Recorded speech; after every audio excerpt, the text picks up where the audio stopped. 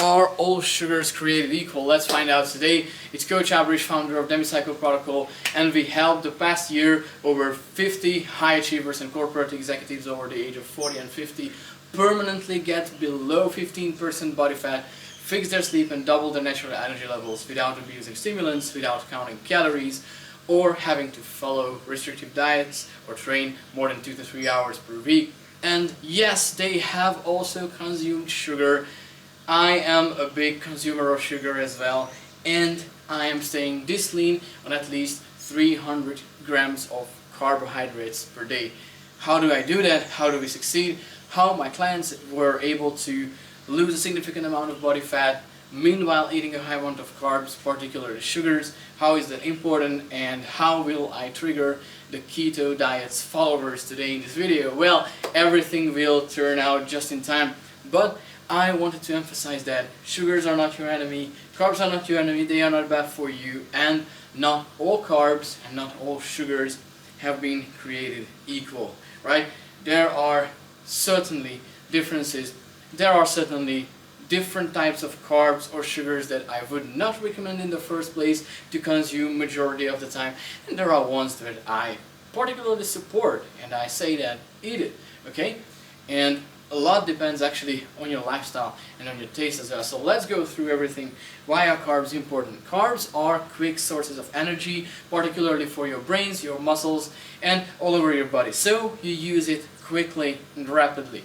And if you don't use it, if you don't burn the energy coming from carbs during the day, of course, they will be stored as fat, right? But by default, carbs are not making you fat. And when you metabolize carbs, they turn into glucose, which is extremely important for your brain.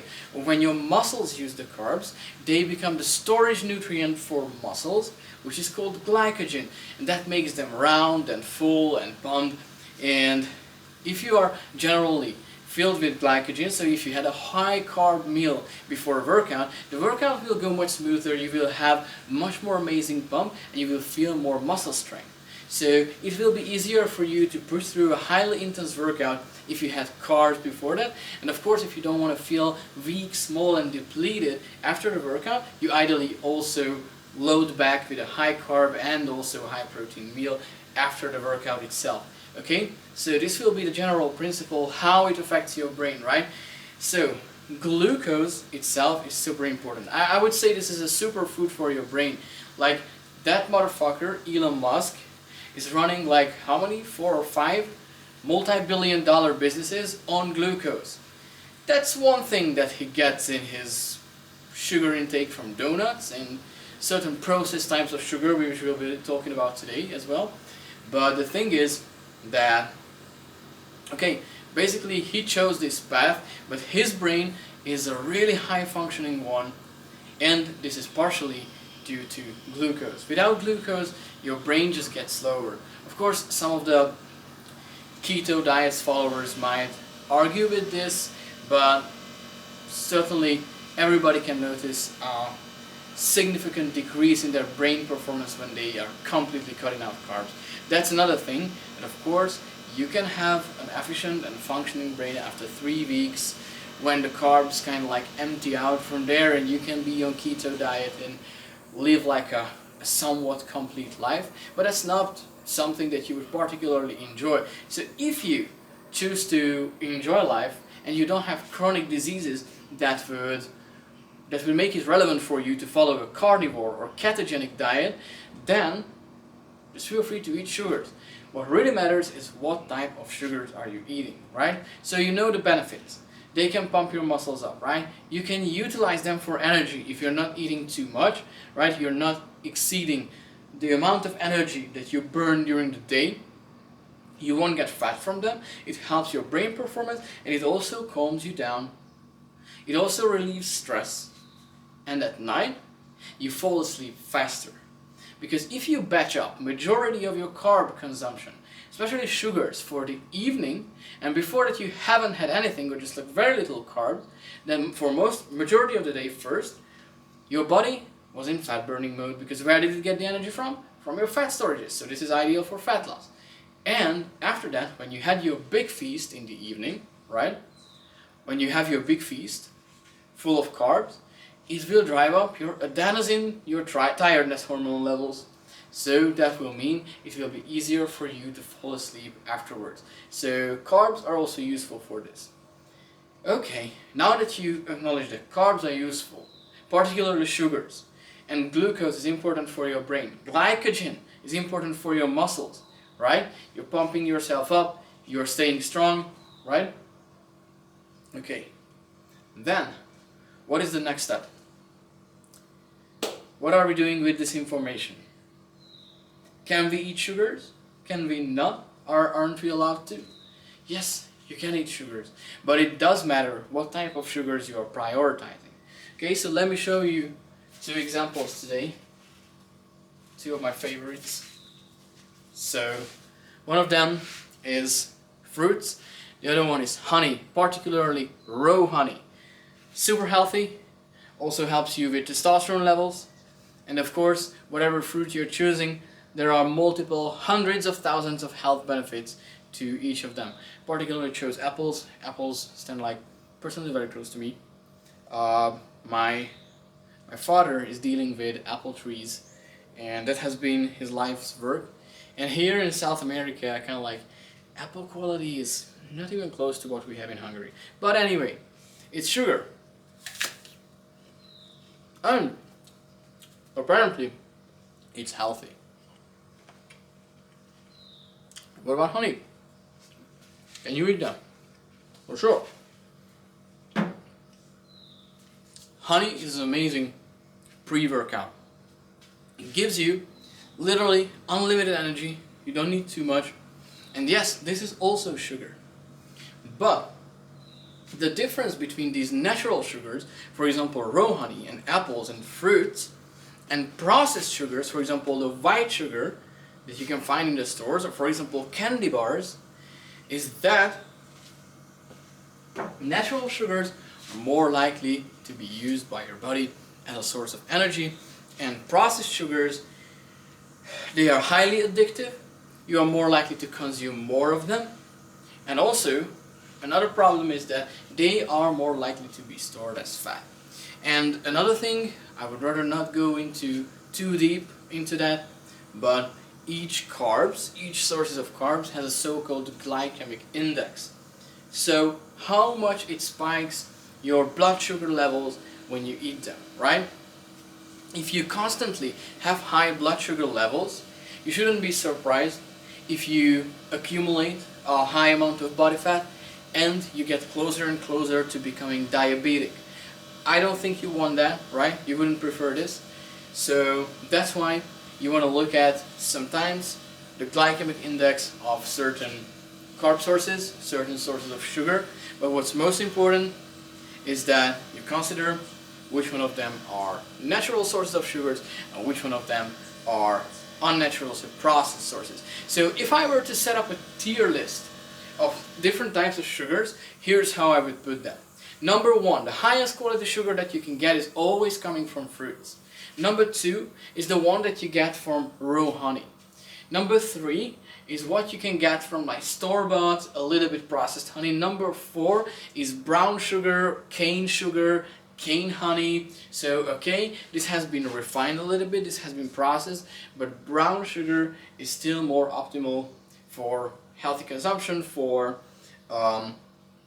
baking cakes, whatever. So doing sugary stuff with brown sugar is still healthier, and in the long term it supports your longevity better than white sugar. And when we get to the end of the list, number 5 is of course refined or processed sugar and its different abominations like candy bars, chocolates, Mars, Snickers, whatever.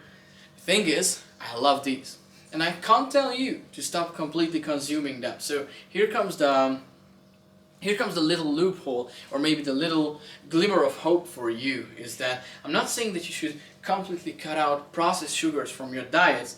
You just need to regulate them to a level where it allows you to still lose fat, to not exceed your daily portion sizes, and to enjoy your life and not become addicted to sugar. So the problem is not sugar. And not the consumption of sugar, but the addiction to sugar and coping with your problems through eating, right? Solving your stress-related bullshit with sugars, right? Because that calms you down, and I can completely understand it. You are stressed, you're a high achiever, you're running a business, you have family obligations, and sometimes this shit gets over in your head, right?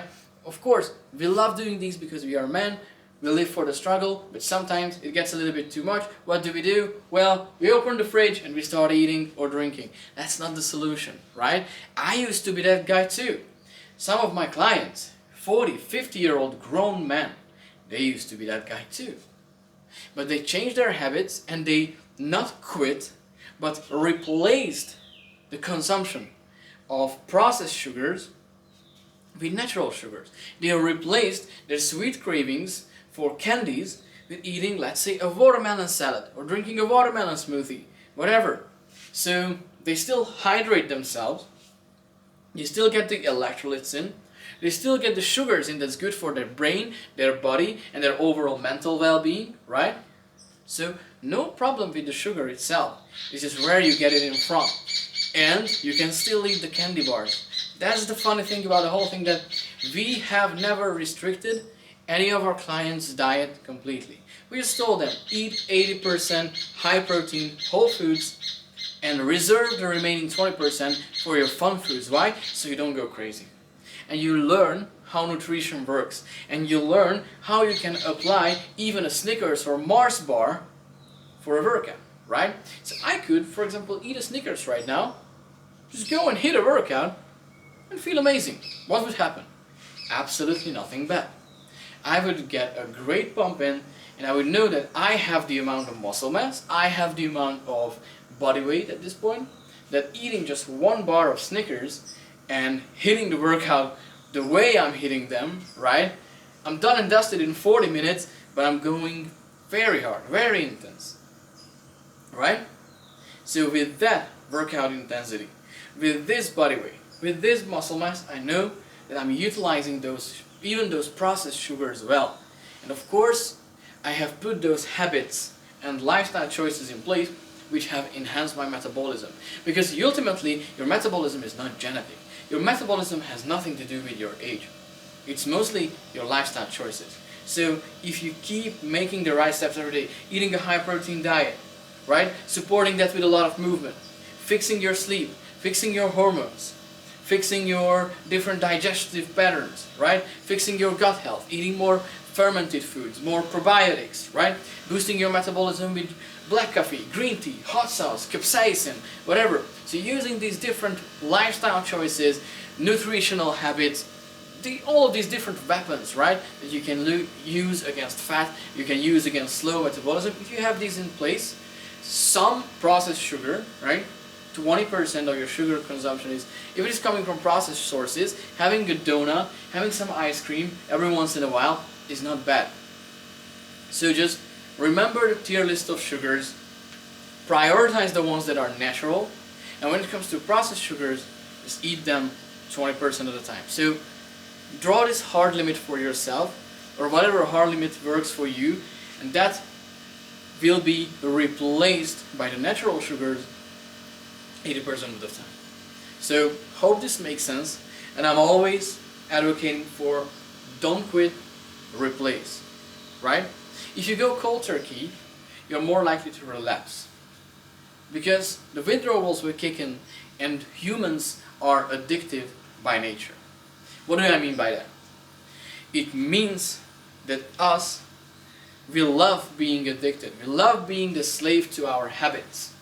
And once we get on some type of substance or some kind of activity that we particularly enjoy doing, right? And we get off, there will be a void left, an empty space. And we try to fill out that empty space with some replacement habit. That's why lots of dudes start smoking weed, they quit weed, and then they start a harder drug. Because that's why weed is sometimes called the gateway drug. Gateway drug is that gets you into the culture, right? And I really hope that this channel for you is a gateway drug towards living longer, living to 100 years old, being fit, healthy, and energetic for a lifetime. If I achieve this one thing with you today, I'm happy. I'm satisfied. I'm happy about you, and I'm happy about the work that I'm doing. But what really matters is that you don't want a gateway drug to self-destruction. You want a gateway drug to self-improvement. So that's why I'm saying don't quit. Because then, if you quit, then it was just a gateway drug to self-destruction. Because you know you will get on something harder stuff, something worse, right? Many alcoholics, many drug addicts relapse. And I have seen them with my own eyes, how it leads to straight to the ER, or sometimes even worse, straight to the grave. You don't want to end up being that person, especially not if you're already 40, 50 years old, you have people to take care of, right? You don't want to end up there. So that's why I'm saying don't quit, replace. Find a replacement habit which will become your gateway drug to self-improvement instead of self-destruction. This is our principle, this is how we operate at Demi Cycle Protocol as well.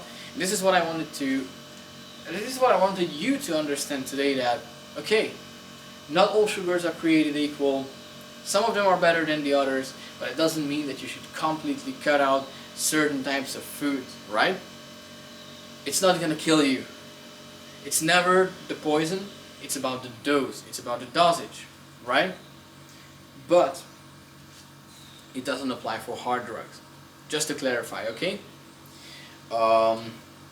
If you, although, happen to struggle with bad habits, if you still couldn't figure out your nutrition in a way that it would support your health goals, but you are ready to invest in your health and you're ready to crush your health goals in 2024, you're ready to sustainably get below 15% body fat and actually stay there for the rest of your life while eating a diet you enjoy, while not having to calculate or count and track calories ever again, and you also want to become more energetic and a higher testosterone version of yourself, and you happen to be a high achiever or corporate executive over the age of 40 or 50, then go to the description, feel free to book a call with us, and we will craft up an entire game plan for the next 6 months for you and a roadmap of how your health transformation would look like without counting calories, without taking sleep drugs or stimulants, or without having to train more than 2 to 3 hours per week. That's all the investment required from your side, that's all the effort. The rest is sorted by us. However, if you're the type of person who loves procrastinating and you still haven't overstepped your own shadow, or for example, you like delaying things, or you're not ready to invest in yourself, invest in your health, or stay committed to something for 6 months, even though when it is very simple and very easy for you, then don't book a call, let's not waste each other's time. But I highly recommend you to watch my other videos that I have recorded earlier for you to train your mindset a little bit, to get your brain in shape first. Because once your brain is in shape, you're capable of anything. It always starts with the belief first, right? If I can believe if I eat that Snickers bar and I will be more shredded the other day, it will happen. Why? Because then I will adjust all of my actions during that day accordingly. I will do my best to then, instead of 10k steps, let's do 15k, 15,000 steps on that particular day. Why? Because I know that I have eaten the Snickers, right? And I want to prove myself. So it's a lot of things happen in your brain, right? But your brain functions better on the right type of sugars, right? So everything is interconnected if you see that. But if your brain, anyway, if your brain is not in shape yet, and you're not ready to make a commitment, to make a change to your lifestyle, then don't book a free call. Just watch my previous videos, and once your mindset will be there, once your brain will be at that point, okay, I'm ready, I'm not procrastinating anymore, I'm not afraid of my own success anymore, then book a free call with us. And let's see if we are a good fit to work with each other. And for everyone who watched this video, and everyone who is an enjoyer of certain types of sugars, thanks for watching. And if you like this video, just press like, press subscribe, share this with your family, friends, colleagues, employees, team members, whoever is important to you, and see you in the next one.